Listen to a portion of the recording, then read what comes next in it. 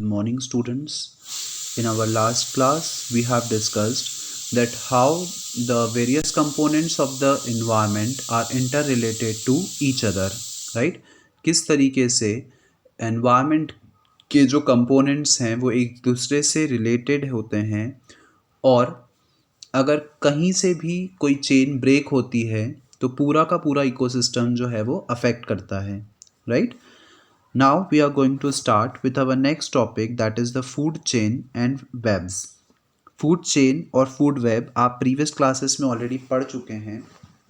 Here we are going to discuss this in detail. Okay.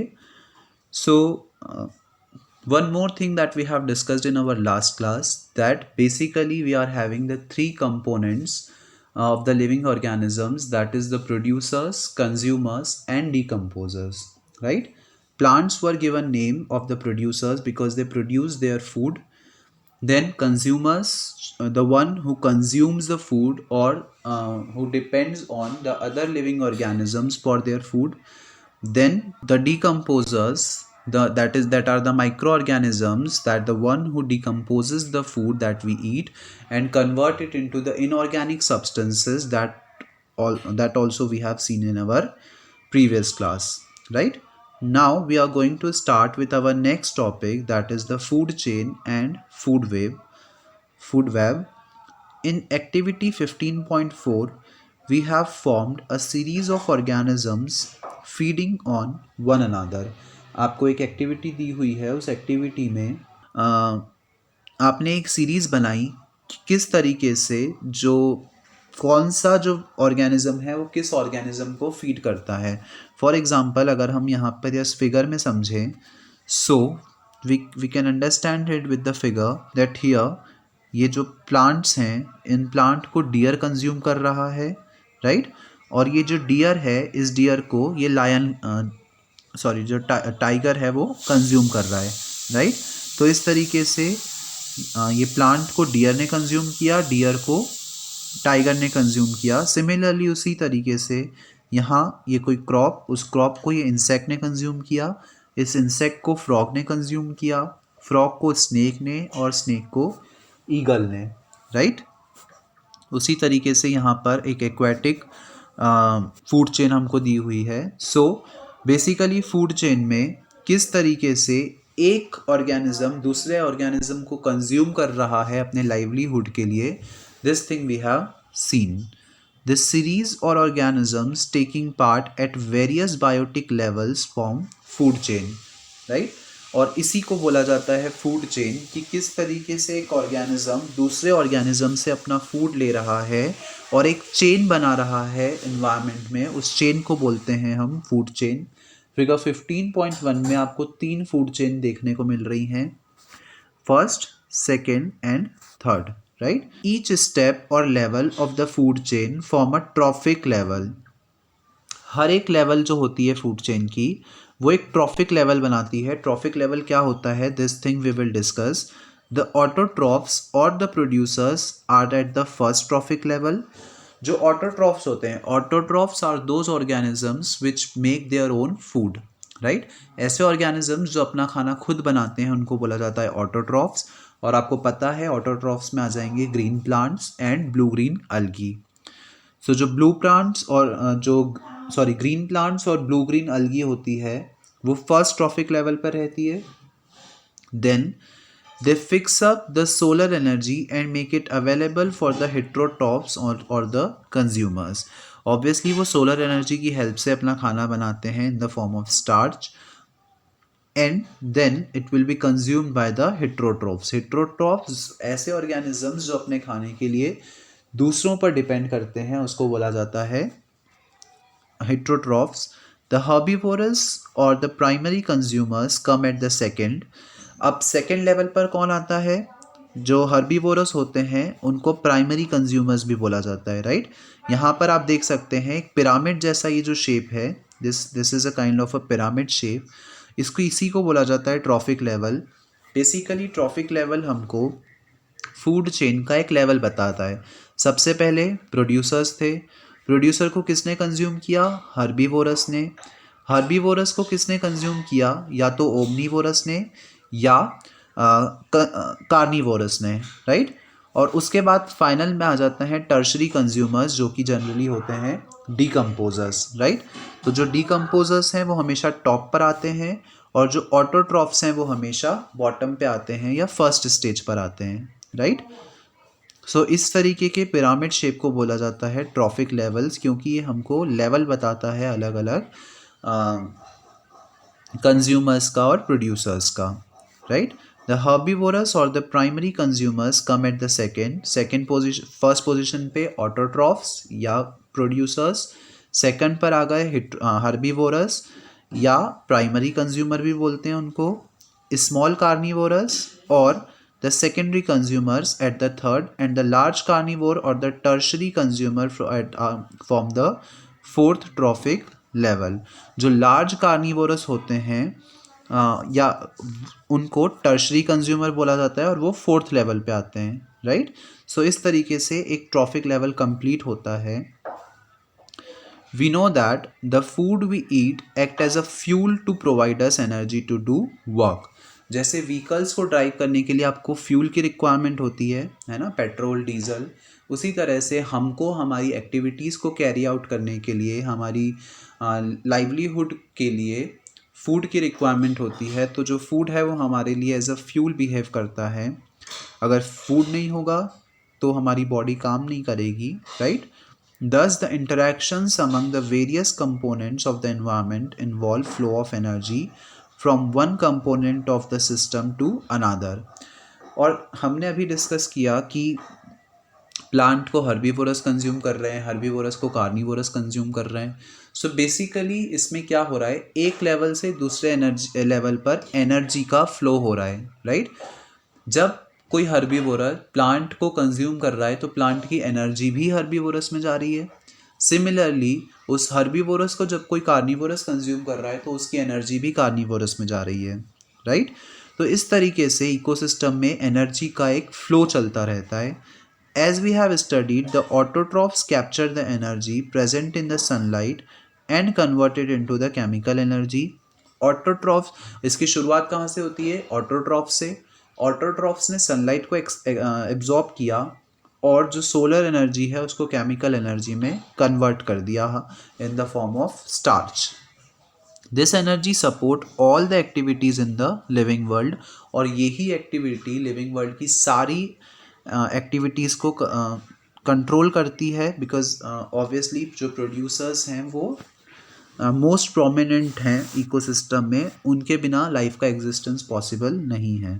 From autotrophs the energy goes to the heterotrophs and decomposers, और autotrophs से ही जो energy है वो heterotrophs में जाती है, हेट्रोट्रॉफ्स से कार्निवोरस में, हेट्रोट्रॉफ्स में, और हेट्रोट्रॉफ्स से डीकम्पोजर्स में, right.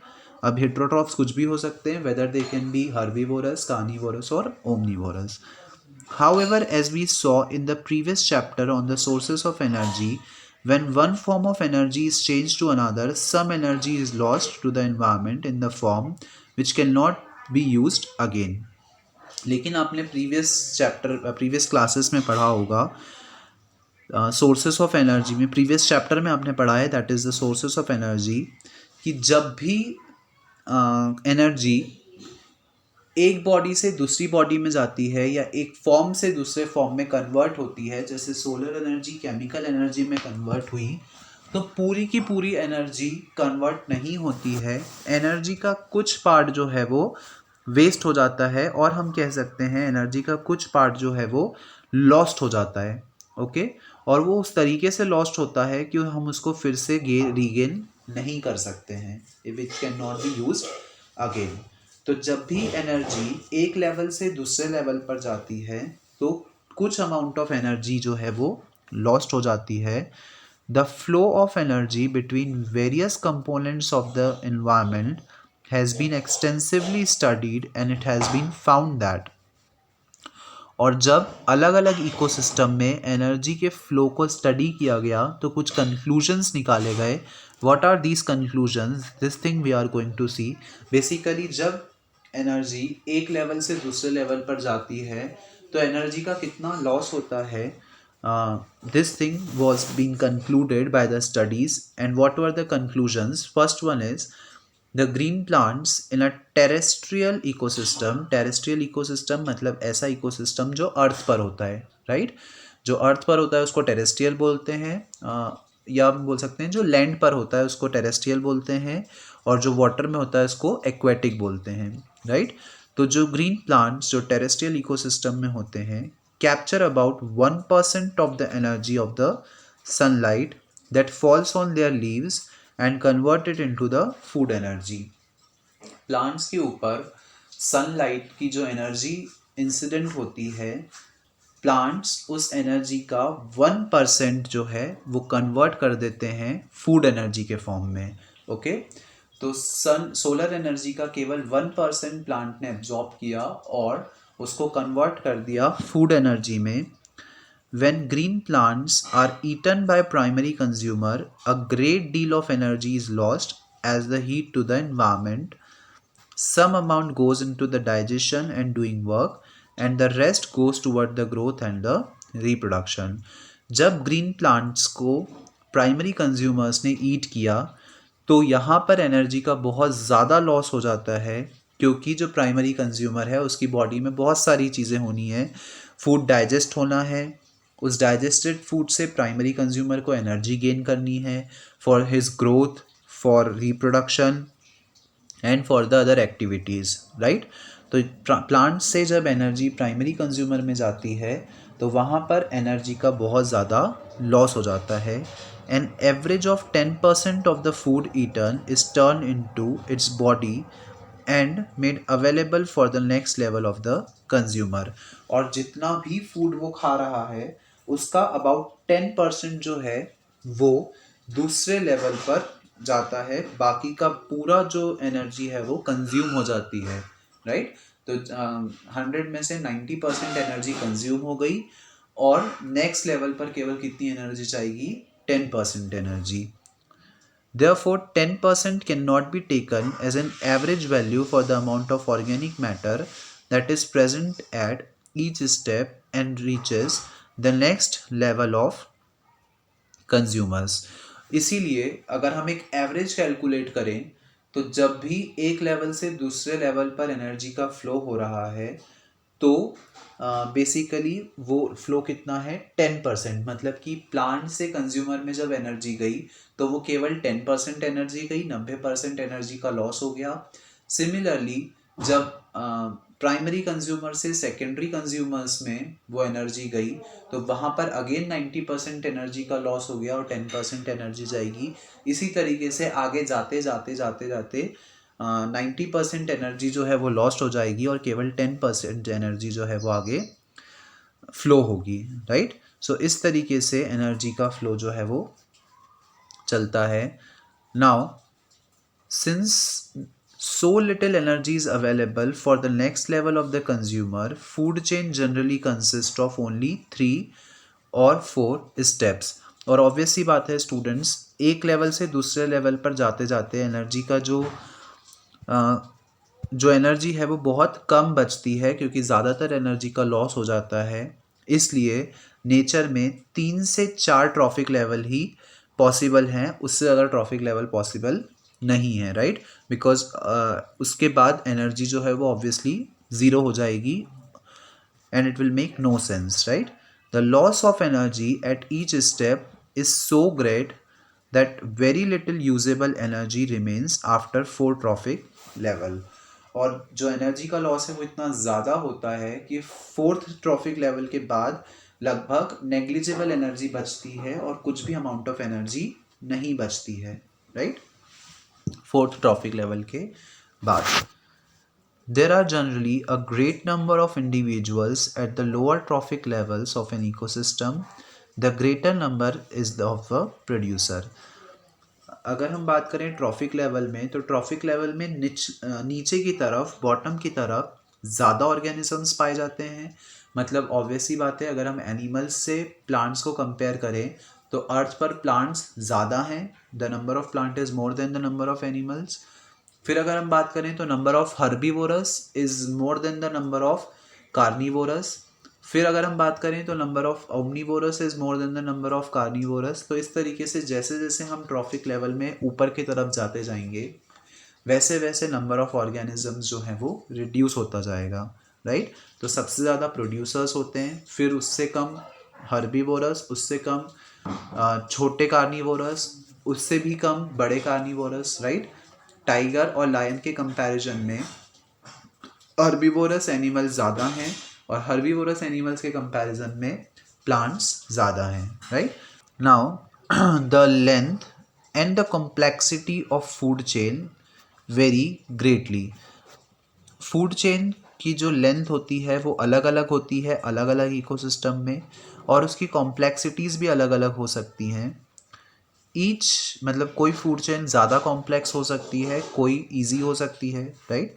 Each organism is generally eaten by 2 or more other kind of organisms which in turn are eaten by several other organism. एक ऑर्गेनिज्म को कोई दूसरा ऑर्गेनिज्म कंज्यूम करता है, फिर उस दूसरे ऑर्गेनिज्म को कोई तीसरा ऑर्गेनिज्म कंज्यूम करता है, और इस तरीके से एक चेन जो है वो चलती रहती है। So instead of a straight food chain the relationship can be shown as a series of branching lines called the food web. तो एक चेन में उसको शो करने की बजाय हम एक वेब बना सकते हैं। वेब का मतलब हिंदी में अगर हम समझे तो वेब का मतलब होता है एक जाल। तो जब हम फूड का एक जाल बनाते हैं तो वो बेसिकली हमको ये, अगर मैं इस फूड का एक जाल बनाऊं तो ये जाल मुझे बता रहा है the flow of energy from one trophic level to another, right. जैसे कि ये प्लांट्स है, इसको इस ऑर्गेनिज्म ने खाया, फिर इस ऑर्गेनिज्म को डायरेक्टली टाइगर ने खा लिया, राइट। फिर ये प्लांट है, इस प्लांट को ये भी खा सकता है, ये भी खा सकता है, ये भी खा सकता है, फिर इसको इसने खा लिया, फिर इस रैबिट को इसने खा लिया, फिर यहाँ से ऐसे। तो इस तरीके से एक ऑर्गेनिज्म को कोई दूसरा ऑर्गेनिज्म कंज्यूम कर रहा है, फिर दूसरे को तीसरा, और अलग अलग ट्रॉफिक लेवल्स बन रहे हैं, राइट। तो और जब हम बहुत सारी फूड चेन्स को एक साथ मिला देते हैं तो क्या बनाती है, एक food web. So basically food web is just the combination of food chains, एक कॉम्प्लेक्स फूड चेन। जब हम बहुत सारी फूड चेन्स को कंबाइन कर देते हैं तो वो क्या बना देती है, food web. Okay, now from the energy flow diagram 15.4 two things become clear. अगर हम एनर्जी फ्लो डायग्राम देखें, that is the 15.4 diagram, this one, तो दो चीज़ें हमको क्लियर हो जाती हैं। Firstly the flow of energy is unidirectional.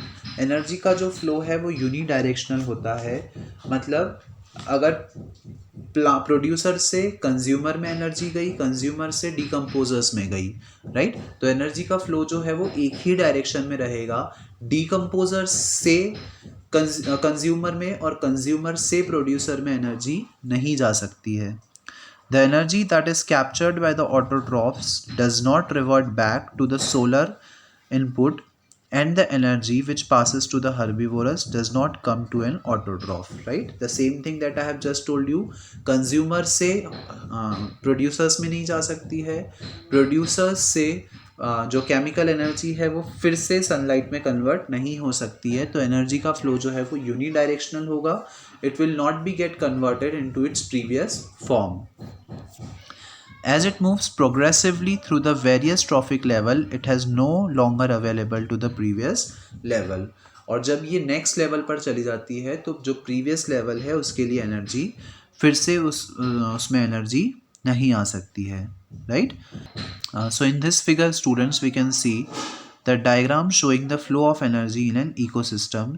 Ecosystem में एनर्जी का फ्लो किस तरीके से होता है, this figure is showing us that, right. Another interesting aspect of food chain is how unknowingly some harmful chemicals enter in our bodies through the food chain. अब food chain का एक और एस्पेक्ट जो अगर हम समझें तो जब हम हमारा फूड कंज्यूम करते हैं तब उस फूड के साथ साथ कुछ हार्मफुल कंपोनेंट्स भी हमारी बॉडी में आ जाते हैं, right. You have read in class 9th how water gets polluted. आपने क्लास 9th में पढ़ा होगा water pollution. One of the reason is use of several pesticides and other chemicals to protect our crop from diseases and pests. और water pollution का एक जो main reason है वो क्या है, जब हम प्लांट्स में फर्टिलाइजर्स का, पेस्टिसाइड्स का यूज़ करते हैं हमारी क्रॉप को प्रोटेक्ट करने के लिए, तो वो पेस्टिसाइड्स, फर्टिलाइज़र्स किसी तरीके से पानी में पहुंच जाते हैं, वाटर बॉडीज़ में पहुंच जाते हैं. और जब वो वाटर बॉडीज़ के ऑर्गेनिजम्स उस वाटर को कंज्यूम करते हैं, या अगर हम उस वाटर को कंज्यूम करते हैं, तो वो हार्मफुल केमिकल्स उस वाटर के थ्रू, या सी फूड के थ्रू हम बोलें, या एक्वेटिक एनिमल्स के थ्रू हम बोलें, वो हार्मफुल केमिकल्स हमारी बॉडी में भी एंटर कर जाते हैं. Right. These chemicals are either washed down into the soil or into the water bodies. Right. जो केमिकल फर्टिलाइजर्स हैं, पेस्टिसाइड्स हैं, उसके केमिकल्स वाटर बॉडीज़ में चले जाएंगे या सॉइल में चले जाएंगे. From soil these are absorbed by the plants along with water and minerals, and from the water bodies these are taken up by the aquatic plant and animals. अगर soil में गए तो प्लांट उस harmful chemicals को absorb कर लेगा minerals और water के साथ साथ, और अगर वाटर में गए तो एक्वेटिक प्लांट्स जो हैं वो उसको एब्जॉर्ब कर लेंगे. This is one of the ways in which they enter the food chain. और ये एक तरीका होता है जिस तरीके से वो फूड चेन में एंटर करते हैं. Right. As these chemicals are not degradable, these get accumulated progressively at each trophic level. और ये जो केमिकल्स होते हैं वो डिग्रेडेबल नहीं होते हैं, मतलब वो डिकम्पोज नहीं हो सकते हैं. और जब वो डिकम्पोज नहीं हो सकते हैं तो वो एक लेवल से दूसरे लेवल तक इसी तरह से प्रोग्रेस होती जाती है. Right. As human beings occupy the top level of any food chain, the maximum concentration of these chemicals get accumulated in our bodies.